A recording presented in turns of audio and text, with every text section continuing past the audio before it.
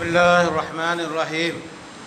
حضرات گرامی، کوئی انسان کسی دوسرے کو اپنا پیغام دیتا ہے اور وہ پھر کہتا ہے کہ ذرا اس پیغام کو سناؤ، تو جب بڑے انسان کے سامنے اسی کے پیغام کو سنایا جاتا ہے تو آپ جانتے ہیں کہ کس ادب کے ساتھ، احترام کے ساتھ، عظمت کے ساتھ وہ پیغام سناتا ہے۔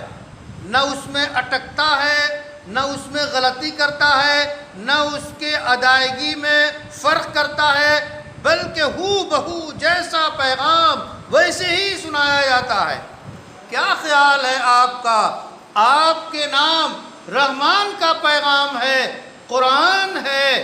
یہ قرآن کریم سب سے پہلے محمد عربی صلی اللہ علیہ وسلم پہ نازل ہونا جب شروع ہوا ہے، اللہ کا پیغام جب رسول کے نام آیا ہے تو رسول اللہ صلی اللہ علیہ وسلم نے کس تواضع، کس ادب، کس احترام، کس عظمت سے اس کلام کو اخذ کیا، محفوظ کیا۔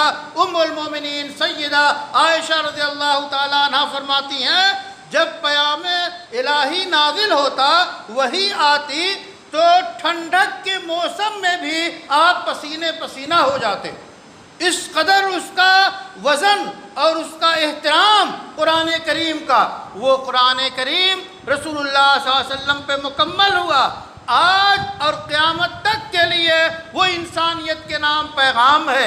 ہم اس پیغام کو پڑھتے بھی ہیں، سنتے بھی ہیں، دونوں عبادت ہے۔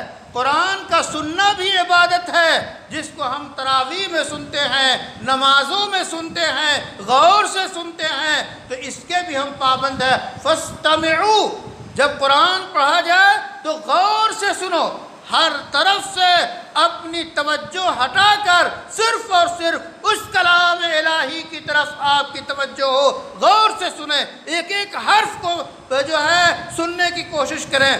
اسی طرح قرآن پڑھا جاتا ہے، جس کو تلاوت کہتے ہیں، تلاوت کا بھی حکم آیا ہے۔ اتل ما اوحی الیک من الکتاب، جو کتاب وحی کی شکل میں آئی ہے اس کو پڑھیے۔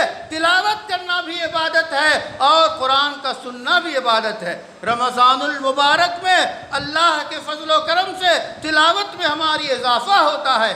تلاوت کے آداب کو ملحوظ رکھنا چاہیے۔ قرآن کہتا ہے وَرَتِّلِ الْقُرْآنَ تَرْتِيلًا، قرآن کو ترتیل کے ساتھ پڑھو، ٹھہر ٹھہر کے پڑھو، ایک ایک حرف کی صحیح ادائیگی کرو۔ عبداللہ ابن عباس رضی اللہ تعالیٰ عنہما فرماتے ہیں، ایک ایک مخرج کی ادائیگی، کون سا حرف کہاں سے ادا ہوتا ہے، صحیح ادا کرو۔ مولانا ابرار الحق صاحب رحمۃ اللہ علیہ عظیم روحانی پیشوا تھے، وہ کہتے تھے عجیب بات ہے، انگریزی میں اگر ذرا سی آپ غلطی کرتے ہیں تو پکڑ لیتے ہیں۔ جیسے ٹو کو اگر ٹو کہے کوئی، ٹو کو ٹو پڑھنے لگے تو ایک طالب علم بھی پکڑ لگا رہے غلطی کر رہے ہیں آپ۔ کیا بات ہے، قرآن کریم کو صحیح طور پہ ادا کیوں نہیں کرتے آپ؟ الحمدو کیوں کہتے ہیں؟ الحمدو کہیے۔ جو صحیح قرآن پڑھنے کا طریقہ ہے، بچپن میں ہم نے جو مکتب کے حافظ سے قرآن پڑھ لیا وہی کافی ہے۔ اگر وہ اچھے قاری نے پڑھایا ہے تو ہم اچھا پڑھ رہے ہیں، ورنہ وہ غلطیاں آج تک موجود ہیں۔ جبکہ شعور کی زندگی میں چاہیے کہ اچھے قاری کے ذریعہ اپنے قرآن کی تلاوت کو آپ صحیح کریں۔ آج مختلف قاریوں کے کیسٹ، ان کے آڈیو ویڈیو کیسٹ موجود ہے، ان کے ذریعے آپ قرآن کو صحیح کریں۔ قرآن کی تلاوت کا مطلب یہ ہے صرف مطالعہ نہیں۔ اگر آپ قرآن کو آنکھ سے دیکھ کے صرف دیکھ رہے ہیں، یہ تلاوت نہیں ہوئی، یہ مطالعہ ہوا۔ مطالعہ بھی ثواب ہے، لیکن تلاوت یہ ہے کہ قرآن کے الفاظ آپ کی زبان سے ادا ہوں، ادا ہونے کے ساتھ ساتھ اتنی آواز تو ضرور ہو کہ آپ کے کانوں تک پہنچے، اس کا نام تلاوت ہے۔ تلاوت کتنی کی جائے وہ ہمت کے بقدر ہے۔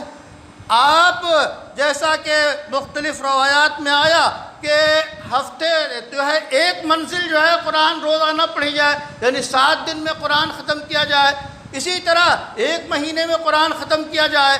تو اپنی سہولت کے مطابق، اپنے قدرت کے مطابق قرآن پڑھے، لیکن پڑھنے کا مطلب یہ نہیں ہے کہ آپ کئی قرآن ختم کریں لیکن صحیح نہ پڑھیں، آپ یوں ہی پڑھتے جائیں، غلطیاں ہوتی جائیں، ایسا نہیں، بلکہ قرآن کو صحیح پڑھیے، کم پڑھیے لیکن صحیح پڑھیے، یہ ہے تلاوت۔ تو آج رمضان کے مہینے میں قرآن کی تلاوت کو آداب کے ساتھ ہم تلاوت کریں، اللہ تعالیٰ اس سے خوش ہوتا ہے، راضی ہوتا ہے، وہ احکام پہ ہم چلیں گے تو اللہ تعالیٰ ہمیں نوازتے ہیں اور نوازتے رہیں گے، رحمتیں ڈھانپ لیں گی، مغفرتیں ہم مغفرتوں کو اوڑھ لیں گے اور جہنم سے رستگاری ہمارا مقدر ہو۔